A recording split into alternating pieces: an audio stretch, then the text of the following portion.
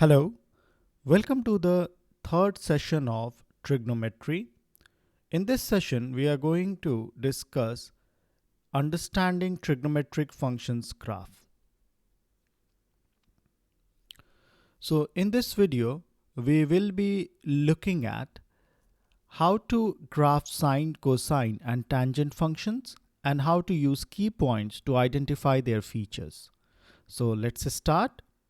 So first of all, we will be looking at sine functions.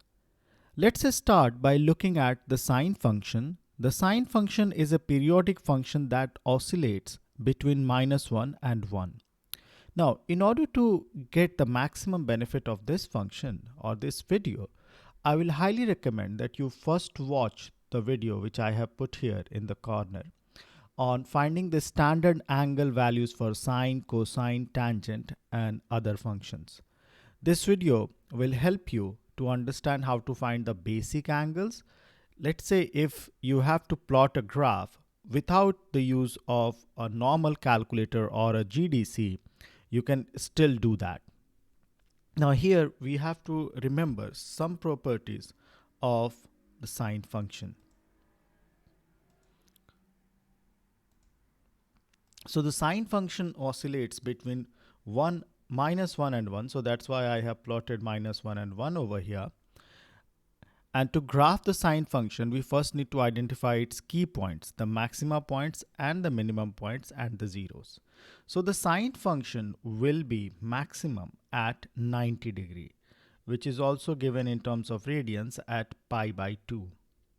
Then again, it would be 0 at 180 degree, which is pi.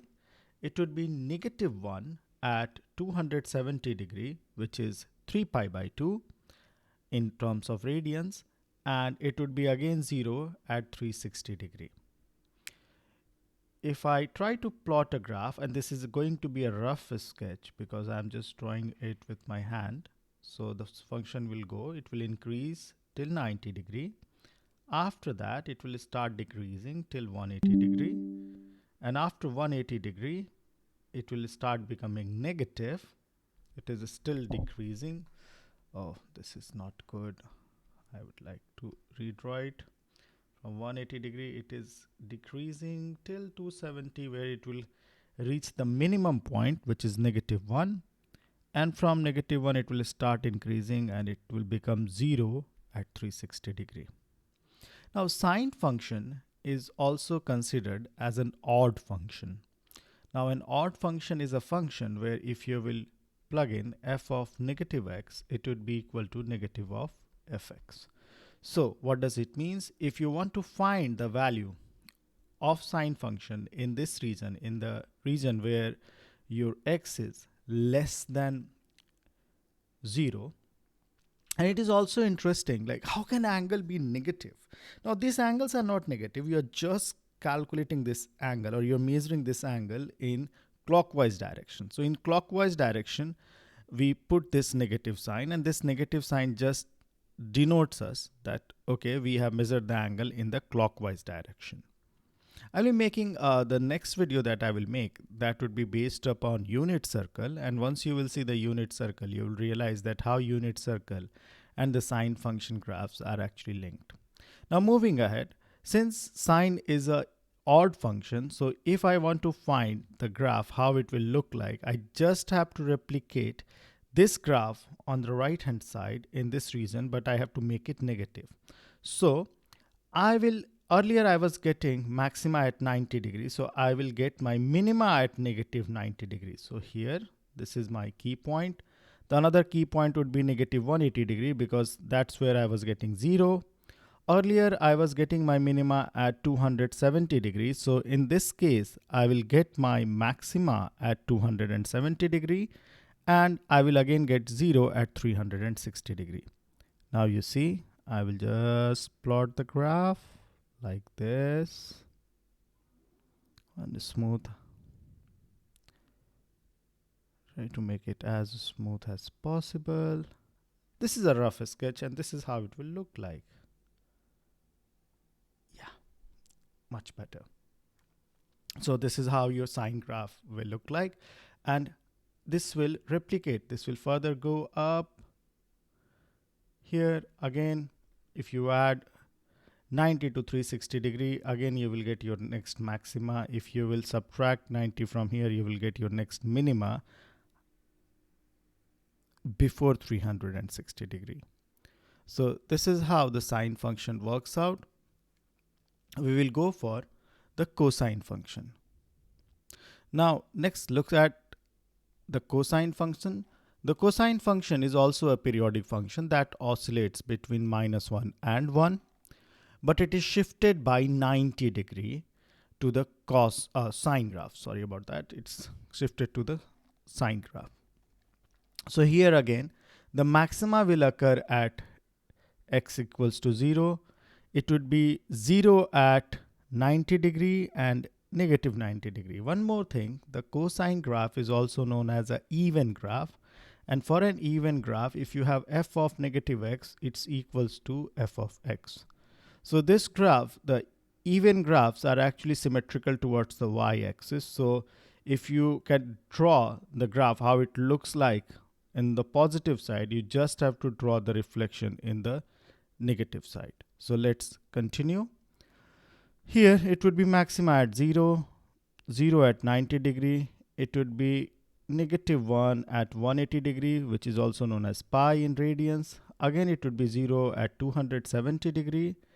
And it would be 1 again at 360 degrees. So first I will draw it on the right hand side. So from here 0 to 90, then from 90 to 180, from 180 to 270, and from 270 to 360. This is how it will look like on the positive side. I just have to reflect it. So reflect it means that it would be again 0 at 90. It will give me my minima again at negative 180 degree, which would be equal to negative 1. Then it would be 0 again at negative 270 degree. And it would be maxima again, which is 1 at 360 degrees. So let's plot this graph.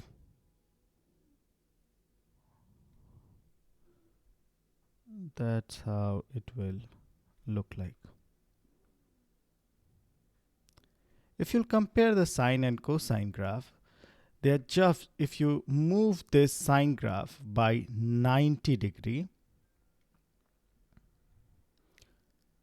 in your left, you will get the cosine graph. You can see this is what has happened. It has been shifted to the left by 90 degree. So this shift is also known as the phase shift. Next one, and I think this is my favorite. Let's look at the tangent graph. The tangent function is not periodic, but it does have vertical asymptotes at interval of 90 degree. There are certain breaks, and the break points that tangent function has. If you look, the tan x can be defined as sine x over cos x. Now, at every point where cos was equal to 0, I should have an vertical asymptote. And that's really interesting. Let's see how it actually works out. If you look at the cosine graph, it was 0 at 90 degree, 270 degree, negative 90 degree, and negative 270 degree. So these are my key points. So these are my key points. I will be actually drawing an asymptote because at this point my tan won't be defined. So I should have an asymptote as 90 degree, negative 90 degree, again at 270 degree, both positive and negative.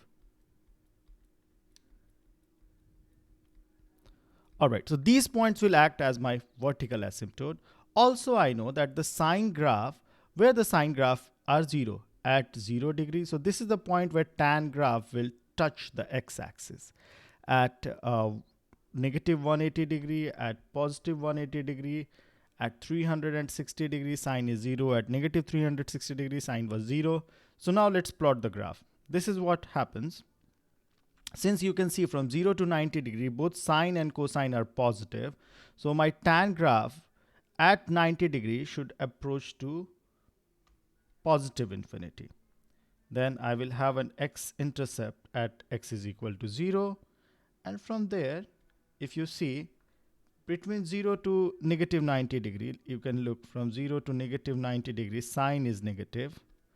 Even though cos is positive, but a negative divided by positive will remain a negative. So here I will have a graph, and at negative 90 degree, the tan will approach negative infinity.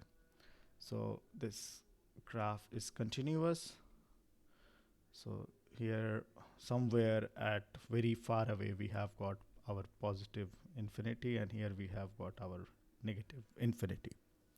Next one, in this region again, it will go like this. Look at this beautiful curves that we have got. Yep, that's how it will look like. Next one here, that's how it looks like. Of course, these are not to scale, they are just rough sketch. I am discussing this and I'm trying to make it manually so that you can get an idea how to draw the graphs. And drawing graphs are very helpful when we have to solve trigonometric equations.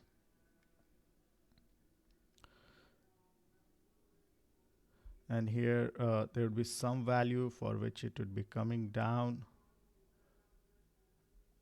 And that's how it will look like, my friends. So this is how you draw the tangent graph.